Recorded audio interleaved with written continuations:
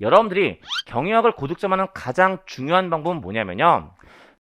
여러분들이 하실 거예요. 네, 여러분들이 공부하시는 방법들에 대해서 하나씩 좀 말씀을 드릴 겁니다. 그럼 이제 제일 첫 번째. 역시나 앞에서 여러 차례 강조해서 말씀드렸는데, 저하고 경영학을 계속 하실 거면 저랑 한 가지 약속해 주실 게 있으세요. 다른 건 아니고요. 지금 이 순간부터 경영학이 암기 과목이라는 생각을 버려주실 것을 분명히 부탁드립니다. 네, 저랑 같이 경영학 하실 거면 경영학이 암기 과목이라는 생각은 제발 좀 버려주세요. 아까도 말씀드렸지만 경영학을 암기 과목이라고 생각하는 순간 아주 고통스러워질 거예요. 하지만 이해를 해야지라는 생각을 하시기 시작하시면 생각보다 고통스럽지 않을 겁니다. 그래서 암기 과목이라는 생각을 좀 버려주셨으면 좋겠습니다. 다시 이야기해서 경영학은 철저하게 이해 중심으로 공부하셨으면 합니다라는 사실을 말씀드리고 있는 거고요. 제가 암기가 아니라 이해를 강조하는 이유들에 대해서 말씀을 드릴게요. 그러니까 일반적으로 여러분들께서 암기를 가지고 암기 과목으로 공부한다고 했을 때 가장 많이 보이는 형태가 두 가지예요. 일단 외워야 되니까 어떻게 외우실까요?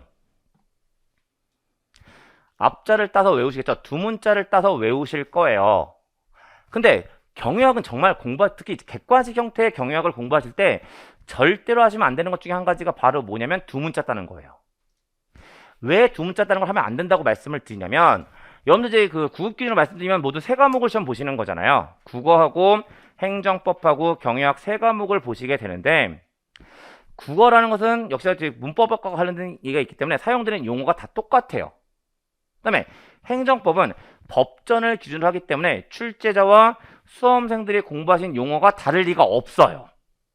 근데 경영학은요, 경영학전이라는 게 없습니다. 그냥 좀 없어 보게 말씀을 드리면, 한국에 들어와 있는 경영학은 미국 경영학이 그냥 들어와서 번역되어 있는 형태라고 보시면 되세요. 그러다 보니까 어떤 일이 발생하냐면, 출제자가 사용하는 용어와 수험생이 사용하는 용어가 개념은 똑같지만 다른 용어일 가능성이 있는 거예요. 번역이라는 게 그렇잖아요. 똑같은 단어지만 이 사람이 번역하는 경우와 저 사람이 번역하는 경우에 단어가 달라질 수 있는 거잖아요. 근데 그럼에도 불구하고요, 그냥 무조건 앞자 따서 외웠어. 그리고 시험장에 들어가시면 당연히 어떤 일이 생길까요? 그 앞자가 없는 거예요. 그러면 그 앞자가 없는 순간 이제 실전에 들어가시면 어떤 생각이 드냐면 멘탈이 날아가죠. 없는데 이거 어떡해? 그리고 이 멘탈이 날아가 버리면 다른 문제나 다른 과목에까지도 영향을 줘요. 왜냐면 여러분들 지금 보시는 시험이 세 과목인데 3교시로 나눠서 보시는 시험이 아니란 말이에요. 통에다 그냥 묶여져 있는 시간에 세 과목을 보셔야 되기 때문에 한 곳에서 멘탈이 나가버리면 다른 쪽에 영향을 미칠 가능성이 높아진다고요. 그러니까 앞잘 따서 공부하시는 건 생각보다 위험한 부분들이 없잖아 있어요. 근데 이렇게 말씀드렸죠. 안 들으세요. 그래서 다 따세요. 예. 그래서 제가 살짝 양보할게요. 그럼 따세요. 따시되. 무조건 외워서 따시는 건 안 되세요. 항상 내용을 이해한 다음에 따세요. 그리고 내용을 이해한 다음에 따시면 그 앞자가 문제에 들어가지 않더라도 유추할 수 있는 힘이 생기세요. 어쨌든 어느 경우든지 간에 이게 아니라 이거라고 말씀을 드리고 있는 거죠. 그 다음에 또 한 가지. 암기 형태로 공부하셨을 때 여러분들이 가장 많이 하시는 실수도 있어요. 어떤 형태로 많이 공부하시냐면 이제 그러니까 개별적 문장 쭉 던져놓고요. 이 문장이 O인지 X인지를 가지고 공부하시는 경우도 생각보다 많이 있으시더라고요. 이건 역시 좀 위험해요. 왜 위험하다고 말씀을 드리냐면, 나중에 이제 제가 본격적으로 강의할 때도 이 얘기 드릴 것 같긴 한데, 경영학이라는 학문은요, 기본적으로 절대적인 개념보다는 상대적인 개념이 훨씬 많아요. 동일한 실체에 대해서 이렇게 볼 수도 있고 저렇게 볼 수도 있다는 사실을 이야기하고 있다라고 보시면 되는 거거든요.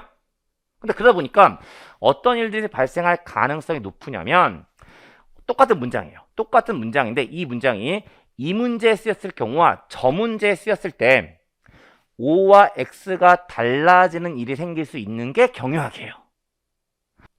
여러분들이 경영학을 고득점하는 가장 중요한 방법은 뭐냐면요, 보기 4개 있을 때 이 보기 뒤에다가 OX 형태로 붙여서 공부하시는 게 아니세요.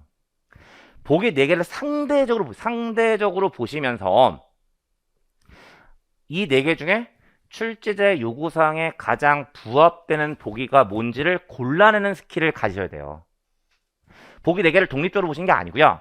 이 보기 4개를 상대적으로 보시면서 출제자가 원하는 가장 옳은 게 어떤 건지, 가장 옳지 않은 게 어떤 건지, 이런 것들을 판단하는 능력을 가지셔야만 경영학을 고득점할 수 있는 겁니다. 물론 이 내용에는 전제가 있어요.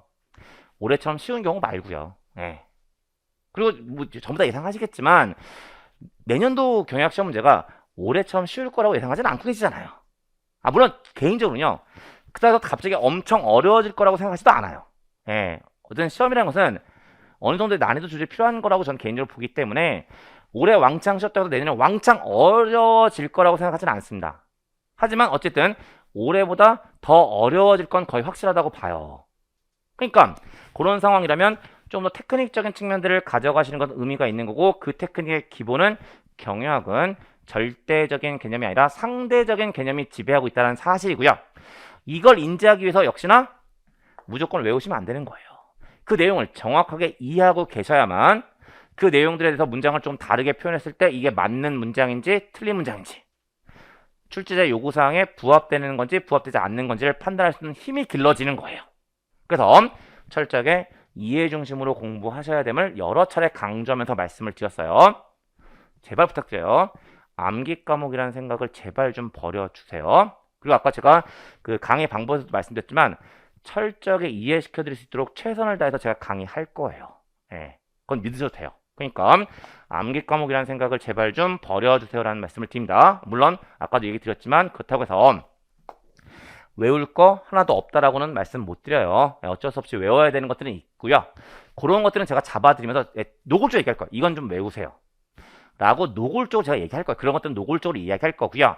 그런 것들이 아닌 것들은 분명히 이해할 수 있게끔 만들어 드릴 테니까 그렇게 생각하시면 될 것 같습니다. 그래서 첫 번째 내용 그렇게 말씀을 좀 드리게 되고, 이 경영학적 표현에 대해서 신경을 좀 쓰시면서 공부를 하실 필요성이 있다는 거예요.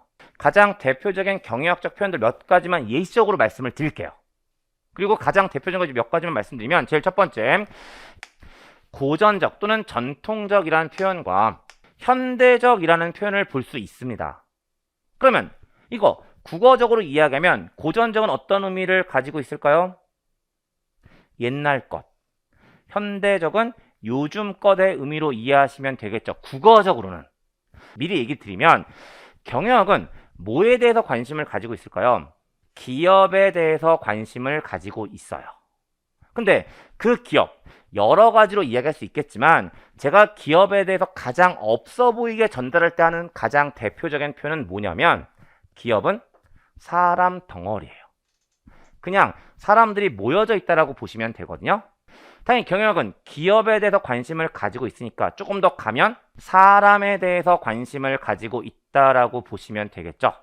그런데 그 사람에 대한 가정이 경영학은 두 가지고요. 그 두 가지가 바로 뭐냐면 X 관점과 Y 관점이라고 하는 거예요. 경영학에서 사용되는 고전적이라는 표현은 X 관점의 의미를 가지고 있다라고 보시면 되고, 현대적이라는 것은 Y 관점의 의미를 가지고 있다라고 보시면 되세요. 그러니까 여러분 시험장에 들어가셨는데 문제상으로 고전적 어쩌고 저쩌고라는 문제가 나왔어요. 그럼 그 순간 그 고전적을 옛날 것이라고 해석하시는 순간 정답을 찾을 수 없는 거예요. 대신에 그 고전적을 X관점 블라블라라고 이해하시면 정답을 찾을 수가 있어지는 거죠. 네, 그런 것들의 의미를 가지고 있어요. 그 다음에 하나만 더 얘기할게요.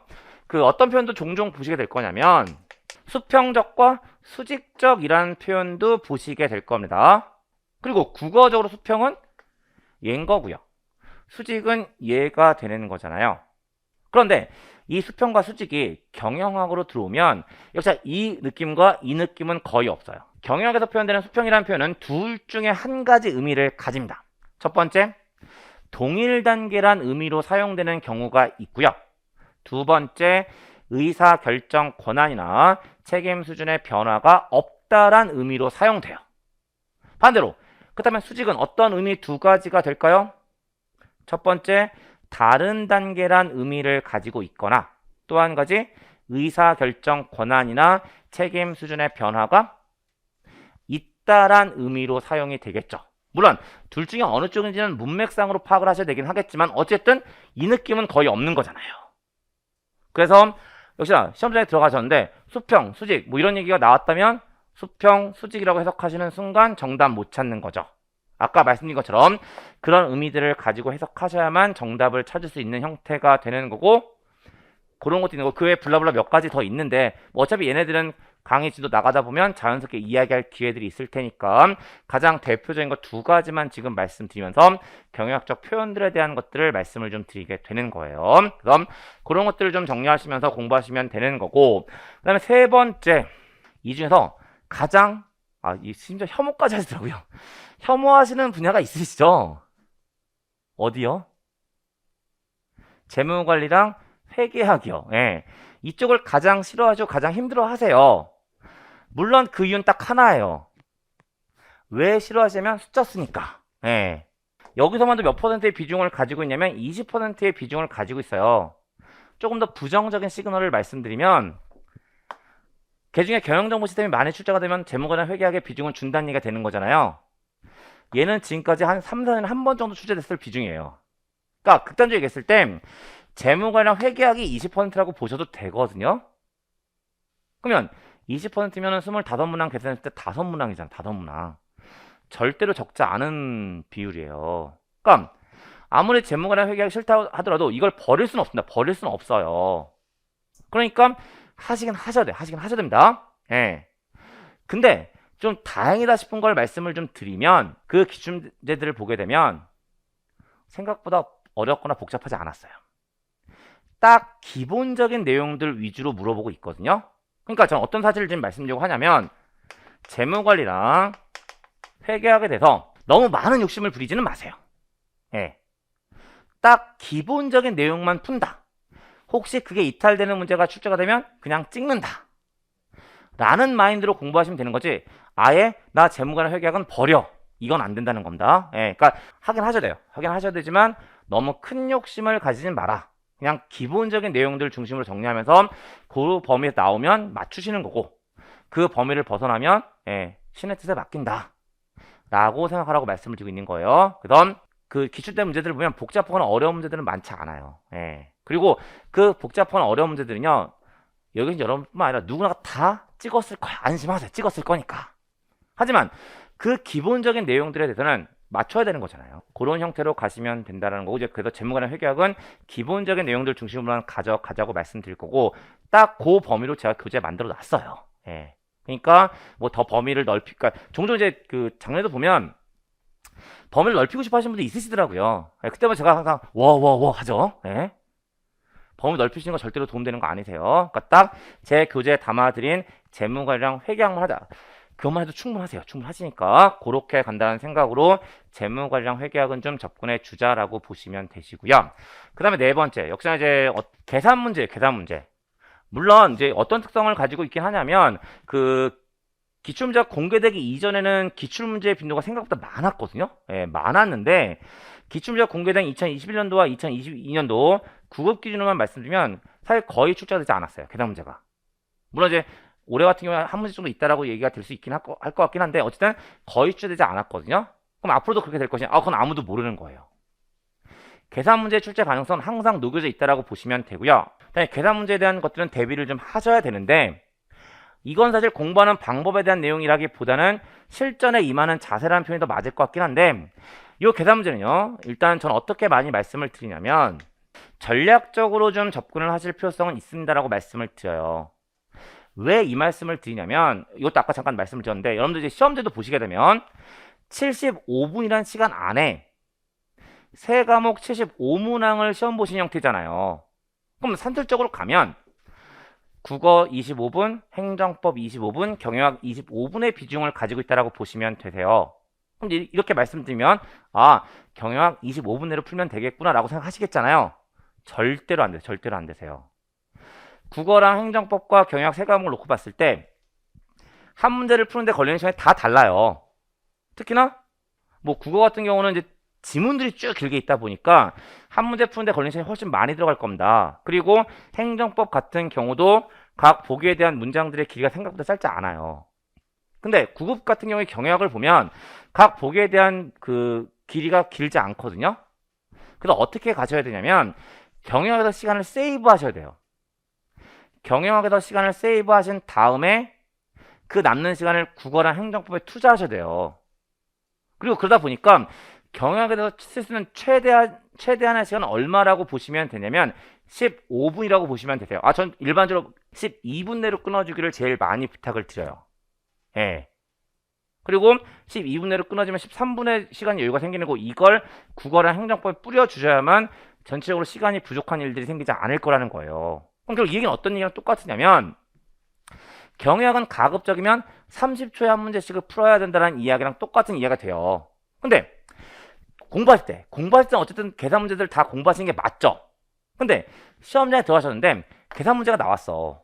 요새가는 전략적 접근이라는 것은 어떠한 의미를 가지고 있냐면, 일단 계산 문제가 나왔어요. 그럼 문제 쭉 읽어보시면 일단 풀 수 있는지 풀 수 없는지에 대한 견적이 나올 거예요. 그러면 풀 수 없다는 견적이 나오면 더 이상 고민하지 말고 신의 뜻에 맡기면 돼요. 근데 봤더니 풀 수 있다는 견적이 나왔어. 이 풀 수 있는 문제가 1분 이내에 풀려질 수 있을지 1분 이상의 시간이 걸릴지가 판단이 돼야 돼요. 그리고 1분 이상의 시간이 걸린다고 판단이 돼버리면 오히려 찍는 게 나을 수도 있어요.